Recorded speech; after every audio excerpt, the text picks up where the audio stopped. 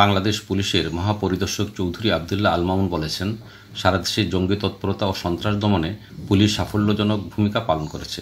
পুলিশের কঠোর পরিশ্রমে দেশের জঙ্গি ও সন্ত্রাসী তৎপরতা সম্পূর্ণরূপে নিয়ন্ত্রণে রয়েছে।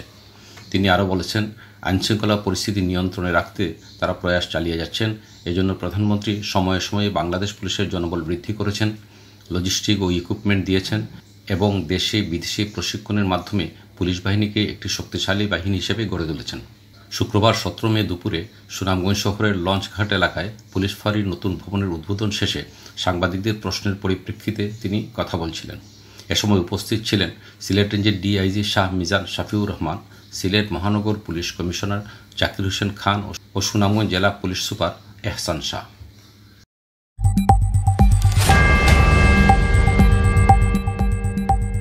হবিগঞ্জের মাধবপুর উপজেলায় জায়গা সংক্রান্ত বিরোধের জের ধরে প্রতিপক্ষের বাড়িতে হামলা ও ঘরে অগ্নিসংযোগের অভিযোগ পাওয়া গেছে। এ ঘটনায় ক্ষতিগ্রস্ত পরিবার মাধবপুর থানায় একটি লিখিত অভিযোগ করেছে।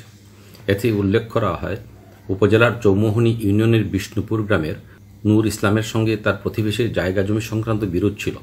গত 14 মে সকালে প্রতিপক্ষের লোকজন নূর ইসলামের বাড়িতে প্রবেশ করে তার স্ত্রী মাজেদা বেগমকে মারপিট করে, এতে তিনি আহত হন। প্রতিপক্ষ এ সময় নূর ইসলামের একটি টিনের ঘরে আগুনও লাগিয়ে দেয়। আশেপাশের লোকজন পানি দিয়ে আগুন নিয়ন্ত্রণে আনেন। অভিযোগ সম্পর্কে মাধবপুর থানার ওসি রকিবুল ইসলাম খান জানান, এই ব্যাপারে তদন্ত করে প্রয়োজনীয় ব্যবস্থা নেওয়া হবে।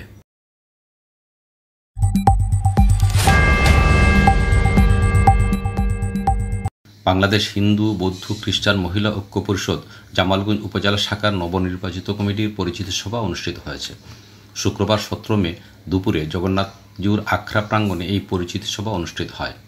মাধবীপাল চৌধুরীর সভাপতিত্বে ও সাধারণ সম্পাদক নীলিপ্তা হালদারের সঞ্চালনায় অনুষ্ঠানের প্রধান অতিথি ছিলেন সংগঠনের সুনামগঞ্জ জেলা কমিটির সাধারণ সম্পাদক শিলা বসু। প্রধান বক্তা ছিলেন জেলা কমিটির নির্বাহী সদস্য কলিক তালুকদার আরতি।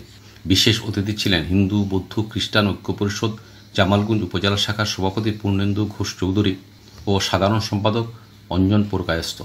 প্রধান অতিথি শিলা বসু বলেন, ঐক্যের মাধ্যমে সকলেই মিলেমিশে শান্তিপূর্ণভাবে ধর্মের ও রাষ্ট্রের জন্য কাজ করতে হবে।